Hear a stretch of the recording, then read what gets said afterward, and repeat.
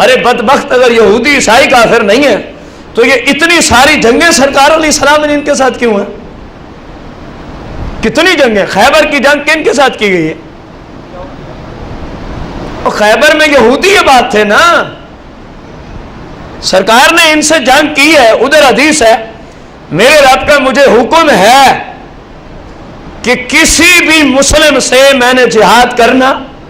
جہاد کافروں سے ہوتا ہے۔ جہاد کس سے ہوتا ہے؟ فرمایا جب اس نے اسلام قبول کر لیا، کلمہ پڑھ لیا، فرمایا اب اس نے اپنی عزت، اپنی جان ہم سے محفوظ کرا لی۔ تو جہاد فقط کافروں سے ہوتا ہے، اور خیبر کی بستی میں سارے یہودی ہیں۔ سرکار نے جنگ کی ان سے کہ نہ کی؟ اور یہ بدماش کہتا ہے یہودی کافر نہیں ہے، عیسائی کافر نہیں ہے۔ وجہ کیا ہے؟ یہ یہودیوں کو کھاتا ہے، یہ عیسائیت سے گرانڈے وصول کرتا ہے، اس لیے چمچہ بن کے ان کو بھی اسلام میں داخل کرنے کی کوشش کرتا ہے کہ یہ وہ ہیں جو یقین رکھنے والی قوم ہے، اور جو یقین رکھنے والی نہ ہو وہ کافر ہوتے ہیں۔ اور کہیں بکواس کرتا ہے یہودی اور عیسائی اگر یہ گستاخی رسول کریں تو ان پہ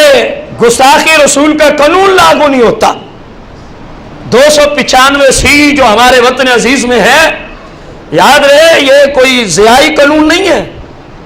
اگرچہ جنرل ضیاء الحق نے اس کا اجرا کیا، لیکن اس کو ضیائی قانون نہیں کہہ سکتے، یہ قانون خدائی ہے، قرآن و حدیث کے مطابق ہے کہ جو سرکار کا گستاخ ہو، خواہ وہ مسلم ہو، خواہ یہودی ہو، خواہ عیسائی ہو، خواہ مشرک ہو، اس بے غیرت کو قتل کر دیا جائے گا۔ اس کو کیا کر دیا جائے گا؟ اور یہ چمچہ کبھی کہتا ہے یہودیوں پہ یہ قانون لاگو نہیں ہوتا، کبھی کہتا ہے عیسائیوں پہ لاگو نہیں ہوتا، کبھی کچھ بکواس جب مسلمانوں کے ہاں بولتا ہے کہتے ہیں سبھی میں لاگو ہوتا ہے۔ جو اس کو ڈالر اور پاؤنڈز وغیرہ دیتے ہیں، جب وہ اس کا انٹرویو لیتے ہیں کہتے ہیں میں نے تو کبھی کہا ہی نہیں، میں تو اس قانون کے بننے سے ہی راضی نہیں ہوں۔ جنرل ضیاء الحق کی پوری اسمبلی میں تھا ہی نہیں۔ جب مسلمانوں کے سامنے آتا ہے کہتا ہے یہ سارا کام ہی اس فقیر کی کاوش سے ہوا۔ کیسا منافق بندہ ہے وہ جو سرکار علیہ السلام کی عزت پہ بھی پیسے کمانا چاہتا ہے۔ یہودیوں کے پاس جاتا ہے کہتا ہے میں توہین رسالت کے قانون کو مانتا۔ بھائی اس کی باقاعدہ ویڈیو موجود ہے، میں ایسا نہیں بات کر رہا، بات یہودیت سے نکلی ہے اس لیے اس طرف چلی گئی۔ اس کی باقاعدہ یہ ویڈیوز موجود ہیں۔ یہودی جب پوچھتے ہیں کہتے ہیں میں تو 295 کو مانتا ہی نہیں، یعنی توہین رسالت کے مقدمے کو، توہین رسالت کے قانون کو میں کسی صورت میں مانتا۔ اور جب مسلمانوں سے بات کرتا ہے کہتا ہے یہ ساری کوشش ہی آپ کے اس خادم اور فقیر کی ہے۔ لعنت ہو ایسے بندے پہ جو قرآن و حدیث سامنے رکھ کے جھوٹ بولتا ہو۔ اور یہ صرف جھوٹ نہیں، یہ توہین رسالت کے کیس کی توہین ہے مسیح۔ گویا وہ یہ چاہتا ہے کہ جو مرضی سرکار کی توہین کرے اس کو ہم قتل کر سکتے، یعنی اسلام اس کے اوپر مرتد ہونے کا، کافر ہونے کا اور واجب القتل ہونے کا فتویٰ نہیں دیتا۔ جو بندہ یہ بات کرے وہ خود مسلمان ہے۔ تو کسی یہودی اور عیسائی کو اگر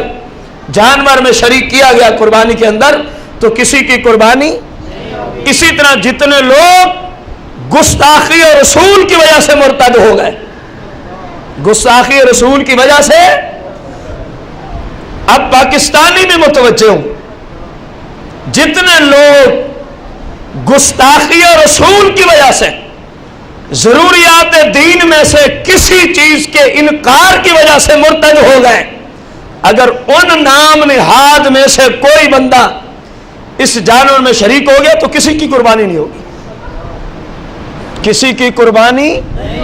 ان مسئلوں کا خاص خیال کرنا ان لوگوں پہ فرض ہے جو ایک جانور میں مختلف لوگ مل کے قربانی کرتے ہیں، کہ کوئی ایسا تو نہیں ہے جو گستاخ رسول ہو، کوئی ایسا تو نہیں جو گستاخ صحابہ ہو، کوئی اس جانور میں ایسا تو شریک نہیں جو اہل بیت اطہار کا گستاخ ہو، کوئی ایسا بدماش تو شریک نہیں جو اولیاء عظام کے مزارات کو بتوں سے تشبیہ دیتا ہو،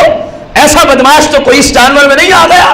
اگر آ گیا تو پھر کسی کی قربانی نہ ہوگی، اگر آ گیا تو پھر کسی کی قربانی۔ یہاں تو ساتوں ایسے درکار ہیں جو سرکار علیہ السلام کے بھی غلام ہوں، آپ سے ہر نسبت رکھنے والے شخص کے غلام ہوں، صحابہ کے بھی غلام، ازواج مطہرات کے بھی غلام، آل پاک کے بھی غلام، اولیاء حقیقی اولیاء عظام کے بھی غلام، ایسے 7 بندے ملیں گے تب قربانی جائز ہوگی۔ ایک بھی کوئی اس گروپ کا آ گیا تو کسی کی قربانی ہو سکتی، خواہ وہ سرکار کا گستاخ ہو، خواہ وہ سرکار کی ازواج کا گستاخ ہو، خواہ وہ سرکار علیہ السلام کے صحابہ کو بھونکنے والا ہو، خواہ وہ سرکار علیہ السلام کے آل پاک کو بھونکنے والا، اولیاء عظام کے مزارات کو بتوں سے تشبیہ دینے والا، ایسا 7 میں سے ایک بھی آ گیا تو کسی شخص کی قربانی ہوگی۔ اس بات کا خاص خیال کرنا آپ پر فرض ہے، آپ پر کیا ہے، ورنہ کیا ہوگا، قربانی آپ کے ذمہ باقی ہے، یہ تو بس گوشت ہی ہے، یہ تو بس کیا ہے، قربانی ادا نہیں ہوئی۔ رسول کائنات فخر موجودات علیہ السلام کی شریعت مطہرہ کی روشنی میں اسی موضوع پہ اگلا مسئلہ، 6 حصے ان کے ہیں جو زندہ ہیں، بڑے جانور میں 6 قربانیاں ان کی ہیں جو کیا ہیں، اور ایک بندہ اس نے کہا یار میں نے اپنے والد صاحب کا حصہ رکھنا ہے، میرے والد صاحب فوت ہو چکے، ان کی ڈیتھ ہو چکی ہے، تو کیا اب اس کا حصہ رکھنے سے قربانی ہوگی یا نہیں ہوگی؟ قرآن و حدیث کی روشنی میں اس صورت میں قربانی ہو جائے گی، اس صورت میں قربانی، اور اگر اس کے برعکس دوسری صورت ہو، یہ تو اس وقت ہے نا جب وہ کہہ رہا ہے کہ والد صاحب پہلے سے ہی فوت ہو گئے، 7 بندے زندہ تھے، 7 نے ایک ہی جانور میں کیا رکھی، قربانی، 7 بندے شریک ہو گئے، اب کیا ہوا، ابھی قربانی ہوئی نہیں تھی، ابھی قربانی ہوئی نہیں تھی، تو ان میں سے کوئی ایک حصے دار فوت ہو گیا، ان میں سے کوئی ایک حصے دار کیا ہو گیا، اب یہ بقیہ 6 کیا کریں، اس فوت ہونے والے ورثاء سے اجازت لے لیں، جو اس کے ورثاء ہیں نا پیچھے، وہ اجازت دے دیں تو قربانی بالکل ٹھیک ہو جائے گی، قربانی بالکل کیا ہو جائے گی۔ دیکھیں نا پہلی صورت میں سرے سے قاری میت کی طرف سے رہیں، جب وہ ٹھیک ہے تو اس میں وہ پہلے زندہ تھا، قربانی کا حصہ رکھا، قربانی کے دن آنے سے پہلے اس کا انتقال ہو گیا، تو اب ورثاء سے اجازت ضروری ہوگی، اب ورثاء سے اجازت، وہ اجازت دے دیں تو بالکل ٹھیک ہے۔ اسی طرح جتنے احباب قربانی کے اندر شریک ہیں، یعنی بڑے جانور میں اونٹ ہو، گائے ہو، بھینس ہو، 7 بندے شریک ہو سکتے ہیں، یہ زیادہ سے زیادہ ہے، کم 2 بندے بھی لے کے کر سکتے ہیں، 3 بھی ایک جانور میں کر سکتے ہیں، 4 بھی بڑے جانور میں کر سکتے ہیں، کوئی مذائقہ نہیں، جبکہ کسی کا حصہ 7ویں حصے سے کم نہ ہو، جس طرح کے پیچھے اس کی تفصیل ہم عرض کر رہا ہے۔ اب ان میں سے ہر ایک کی ذبح کرنے سے پہلے اجازت بھی ضروری ہے، ذبح کرنے سے پہلے اجازت بھی، یا جانور مثلا چھوٹا جانور ہے، بکرا ہے، بھیڑ کی جن سے ہے، میری قربانی فرض کیا اور مجھے ذبح کرنا نہیں آتا، تو میں نے کسی اور سے ذبح کروانا ہے، تو اس کو چاہیے وہ میری اجازت سے ہی ذبح کرے، میری اجازت سے ہی ذبح کرے، تو جس کی قربانی ہے اس سے اجازت لینا بھی ضروری ہے، جب شراکت ہے تو تمام احباب سے اجازت لی جائے گی، ان کا وہاں موجود ہونا ضروری نہیں ہے، جس جگہ جانور کو ذبح کیا جا رہا ہے تمام حصے والے وہاں موجود ہوں، ایسی کوئی بات نہیں، کسی بھی اعتبار سے ان سے اجازت لے لیں، بھلے خط و کتابت کے ذریعے، موبائل کے ذریعے، یا پہلے ملے تھے اس نے کہا ٹھیک ہے میری طرف سے اجازت ہے، میری طرف سے کیا ہے، آپ جب بھی ٹائم آ جائے ذبح کر دینا، تو ٹھیک ہے اجازت مل گئی، اجازت نصاً ہو، صراحتاً ہو یا دلالتاً، دونوں اعتبار سے ٹھیک ہے، دونوں اعتبار سے کیا ہے، ٹھیک ہی ہے۔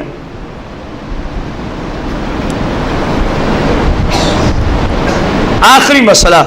اگرچہ مسائل بہت سارے تھے، آج کے درس آخری مسئلہ، رسول کائنات فخر موجودات علیہ الصلاۃ والتسلیم نے حضرت سیدنا حکیم بن حزام رضی اللہ عنہ کو 1 دینار عطا فرمایا، سونے کی اشرفی۔ اس وقت جو کرنسی تھی یا چاندی یا سونے کی اشرفیوں میں تھی، یعنی سکے یا چاندی کے تھے یا سونے کے، سادہ لفظوں میں آپ نے سونے کا ایک سکہ دیا، جاؤ قربانی کے لیے جانور خرید لاؤ۔ انہوں نے کیا کیا، 1 دینار کا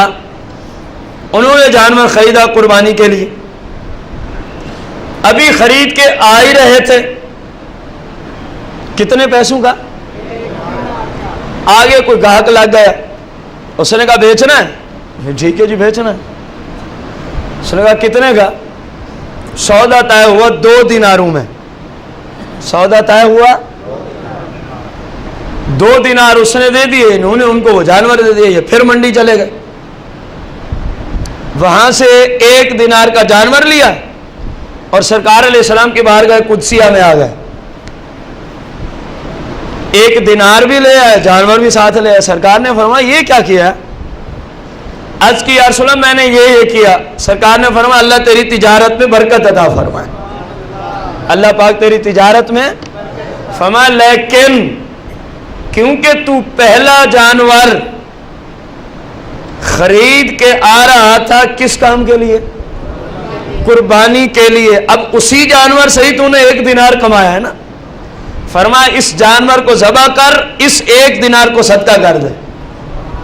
اس 1 دینار کو کیا کر دے، کیونکہ تو لے کے جو قربانی کے لیے آ رہا تھا، لے کے جو قربانی کے لیے آ رہا تھا، تو سرکار علیہ السلام نے ارشاد فرمایا کہ اس کو ذبح کر اور جو اسی سے دینار کمایا ہے اس کو صدقہ کر دے، اس کو کیا کر دے۔ یہ مسئلہ پہلے بھی ضمناً ہم پچھلی قسط میں عرض کر رہا ہے، کس مسئلے کے تحت آیا تھا؟ جب ہم نے عرض کیا کہ اگر کوئی غنی شخص، غنی کا معنی ہے جس پہ شرم قربانی واجب ہے، وہ قربانی کا جانور لے آئے تو وہی جانور اس پر لازم نہیں ہوتا قربان کرنا۔ مثلا اس کا وہ جانور گم ہو گیا، فرض کیا ہم نے، یہ مثال دی تھی آپ کو، وہ اور جانور لے آیا، ایک ایسا بندہ بھی جانور لے آیا جس پہ شرم قربانی واجب نہیں تھی، اس کا بھی گم ہو گیا، اب دونوں پھر ایک جانور لے آئے، جب لے آئے ابھی قربانی کا وقت باقی تھا کہ گم شدہ دونوں کے جانور مل گئے، اب غریب کو حکم ہے دونوں ذبح کرے گا، امیر ان دونوں میں سے، امیر کا معنی جس پہ شرعاً قربانی واجب ہے، ان دونوں میں سے جس کی قیمت زائد ہے اسی کو ذبح کرے گا، مستحب اور بہتر یہی ہے۔ تو اب اگر ایسا شخص غریب ہو